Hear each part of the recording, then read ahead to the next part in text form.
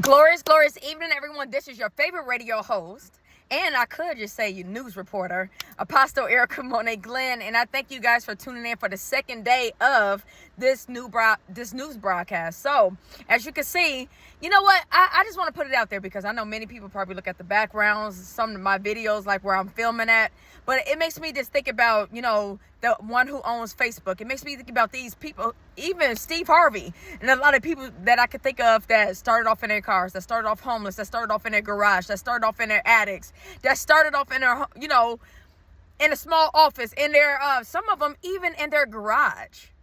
Okay? And look at them now. Amen. So it's not, the Bible talks about that. Be faithful over few, I'll make you rule over many.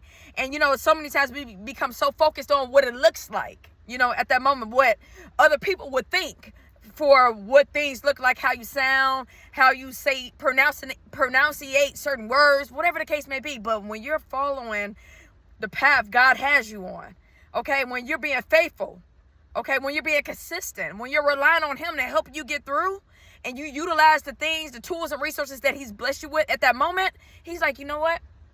I know I can trust you with it. I know I can trust you with more. I know I can trust you with the big platform, whatever the case may be. Because, again, this is not my first time doing live broadcasts, okay? Hey, years ago, I was on Periscope.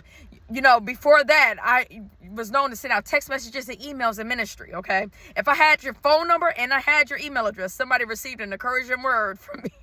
From me, every week when I was in ministry in Central Illinois. And this was when I was a baby in Christ, okay? Then I started doing mission work in the communities with the ministries I was connected to, okay? Then on social media, that's when Periscope came about. Then there was a time where I actually still have this group, but it's been a while since, it's been actually a few years since I did interviews, where I have a females group on social media, on Facebook, where I was doing interviews every week, meaning I would call the woman on the phone, have her on speaker, and she would share her testimony, okay? People see me on camera, but they heard her voice, okay? So I did that a few years back. With the radio broadcasting, even though it's on a temporary, pause right now, I've been doing that for years. I got started on that app that I use for my radio broadcast in 2020, 2021. Yeah. And then before that, years ago, I forgot to tell you guys this. Years ago, with the associate pastor of this one church, I helped her make newsletters. Yes, I created newsletters. Basically like newsletters / news articles that went out to the parents when I was working with the youth. Okay? I've been known to make training manuals for companies. Yeah, I wear many hats. So, again, when it comes out to the recordings and doing videos and all that, but this is new territory. I've always found myself, even what I'm about to talk about today, I created news articles, okay? My own news article with my own background, my own template, rather than waiting on, a newspaper article or a newspaper company to do it for me or to share the story for me. God was like, I provided you with everything that you need.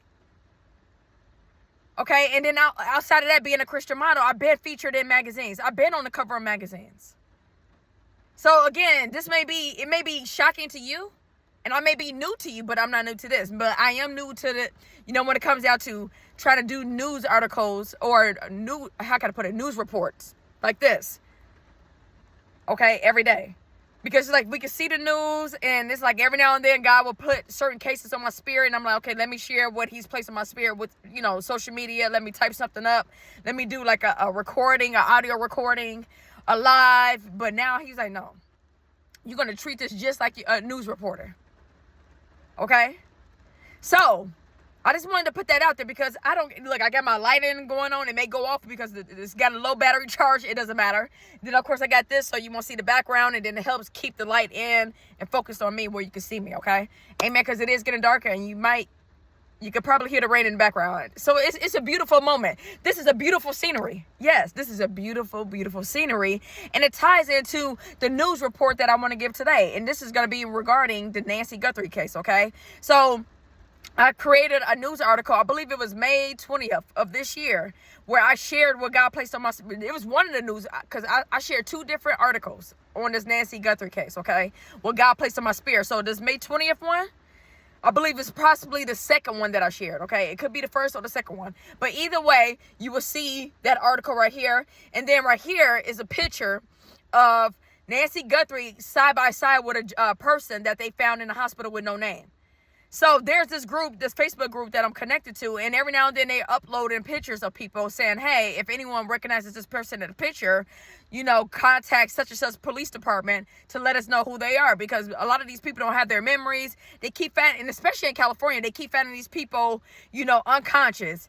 They go to the hospitals, and I could tell most of them have their head shaved, like they shave their head. A lot of the people, when they do wake up, they don't know who they are. So it's like a lot of unidentified people. And then I did the side by sides. I'm like, okay, what would Nancy Guthrie possibly look like if she was to lose weight? So when you look at that picture, because I know a lot of people say, oh, no, that's not her and all that. They got the same eye color. But when you look at the chin, okay? When you look at the eyes and everything, like, okay, if she was to lose weight, if she was to be the same size of this person in this picture, would she look like them? Especially if she had her head shaved. Okay, so I provided this information to the FBI, and I was hoping, they contacted the hospital, like, hey, find out if that's her or not.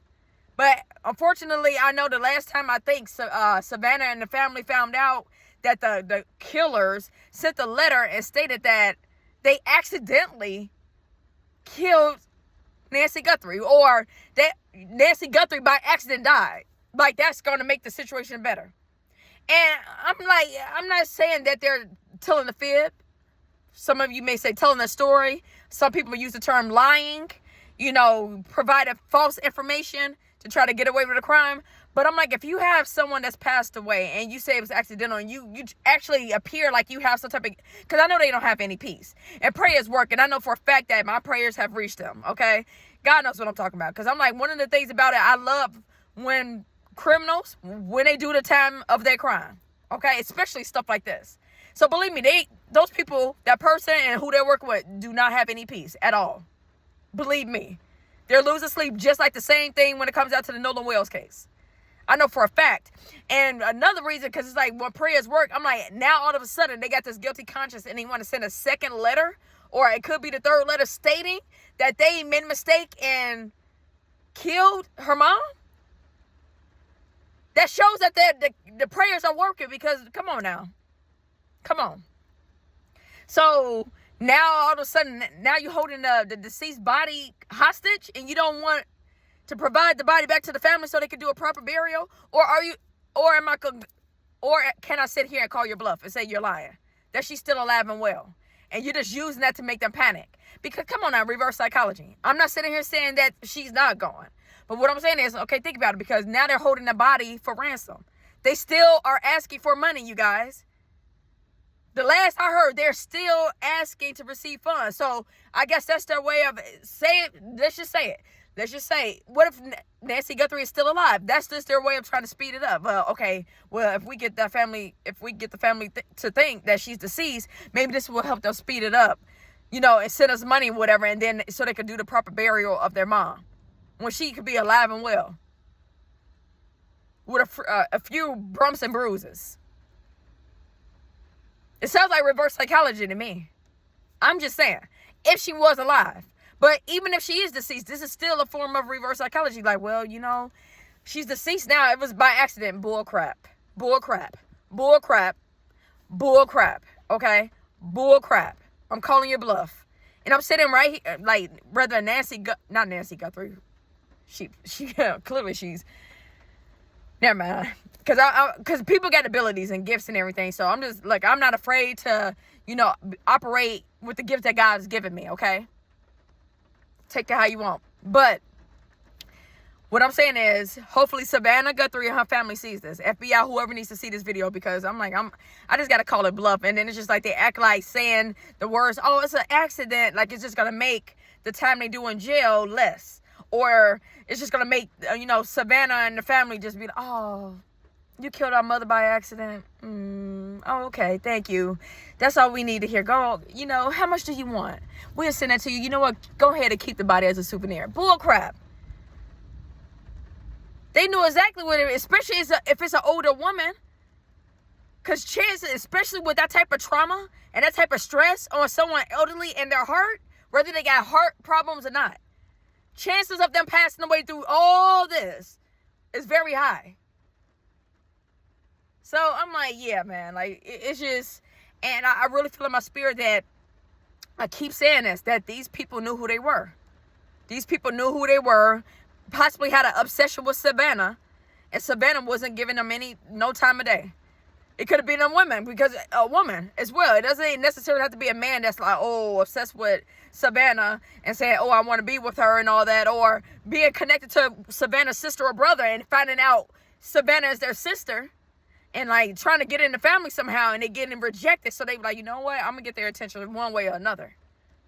I'm going to call some type of reason for us to be in communication, whether or not they know who I am exactly or not. So that's what I'm saying. Like this, years ago, I prayed and asked God, Lord, allow me to think the way a criminal would think.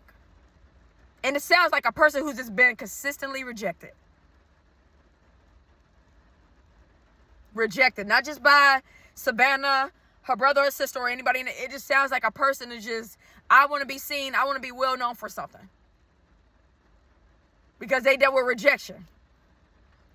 And then a lot of people in psychology who sit back and analyze cases such as this, and looking at the notes, looking at the handwriting and all that, being able to decipher like, okay, this person clearly, this is what's going on with them. This is their personality. Come on now. Oh, y'all thought I didn't know about that? Like how you can analyze someone's handwriting, how they write certain letters and all that. Like it can tell you something about a person. Oh, come on now. Come on. I wear many hats. But no, seriously. Rejected. And then it makes me think of also a Lifetime movie. That's what I'm saying. It doesn't necessarily have to be a man that's obsessed with Savannah. It could be a woman. Like, I forgot the name of this Lifetime movie. God is telling me to mention this right now. It's a Whoa, y'all seen that? It was like a spirit. But anyways, like a movie with, I forgot the actress name, but she was, I think, a author. She was a well-known lady, okay? Like, she was well-known. And she had a fan that was obsessed with her. I think she was an author, a book author. And then this girl appeared to try to be friendly and everything. And then she purposely staged something to happen in this author's life where the author needed, guess what? An assistant. Or the author posted on Indeed or on the internet or gave an announcement on television, because a lot of y'all do announce that. And I'm like, y'all got to be safe. Because, you know, it's not just like a typical business owner or a well-known person or a person that's getting up there and they need employees where they put it on Indeed. But some of y'all go on the news, go on the radio stations and announce, hey, I'm looking for this and that. Look here, you're not going to just attract decent people, but you're going to attract some crazy folks too. Just saying. You got to be careful. See, I'm like, it's not the safety video, but I'm all about safety. Be mindful of how you broadcast and how you recruit people, especially if it's, you know, tying to your business and you looking for help. Just saying. So back to this Lifetime movie. She was looking for an assistant. This obsessed fan found out about it. So she, of course, was stalking this lady. So she was, peeped that it was peeped. When I say peeped, she noticed the other people that was basically interviewing for the position. Okay. And there was a situation, I guess she found out that the author hired this other lady. She got wind of it, didn't like it. And of course, what y'all think she did? She got rid of that person. And I'm not talking about just sick. I'm talking about she killed the lady. Okay. And then somehow the lady, of course this, and she always knew where the author was going. So she was stalking her. So she just mysteriously happened to be, I don't know if it was a coffee shop. Let's just say it was a coffee shop. The lady was mourning or just feeling some type of way. Just found out that the person she hired as an assistant was killed or died. And she was like, going through it. And then here it is, this obsessed fan, but she doesn't know this is an obsessed fan, happens to be at the same coffee shop. And the person walked up to her and was like, hey, aren't you such and such? So that's how the conversation started. And then the author, not knowing, talked about what was going on and mentioned the assistant, like, oh, this is blah, blah, blah. Just found out that person I hired was killed. And then, of course, this obsessed, crazy person, psychopath. Oh, I'm so sorry to hear that. That is poor thing. And guess what? I happened to be looking for it. And then, of course, she ended up hiring this obsessed fan who was so obsessed that anytime someone did something wrong to this author, she felt the need. She just felt like, oh, she had to get rid of them, okay? Had to get rid of the person. And then not only that, then it became like an attraction. Because she got jealous when she had other friends. Like when she was, again, a personal assistant, you got to be around the person you're working for, right? She met the best friend of the of the author. Didn't like that. Especially when the best friend was like, I'm like that. Like, I could be the best friend that shows up, and I'm like, something off. Something off about that person you hired, because it's like discernment. You could just, y'all heard the thunder? Because it's like, I'm not gifted, okay? And this has really been my thing. This is really my thing, because I was like this at college. I could tell when something was off, especially now. Y'all, I could tell when something's off with a person way before they open their mouth. I'm just like, But anyways, and that's how that happened, okay? So she was obsessed with the author, so just speeding up the movie. So, of course, eventually the author was like, okay, this is not going to work out, trying to cut ties. But, the psychopaths, oh, no, you're not going to just walk away from me. So there's that rejection. There's that, oh, I have control over you. All the success, all the people that they feel in their minds that they had to take their lives and remove that was harming the author or seemed to be mean to the author. They felt like the author owed them everything. Are y'all following the story? Y'all following it? So that's what I'm saying. Like, I shared this online. I'm like, how do you know this person who's tied to this is not tied to Savannah Guthrie or somebody in that family feeling like, y'all owe me. Y'all owe me in some capacity. I did this. Or you don't notice, you haven't noticed what I done for you, but I know y'all owe me. And the same thing could go for Nancy Guthrie. This could be someone Nancy Guthrie knew. And it was just like, you're not going to reject me. And then this is what they did. So that's what I'm saying. Look at it again. Like, I like to look at these from all across the board. Because it's so easy to say, oh, this person wasn't familiar with Nancy Guthrie's house.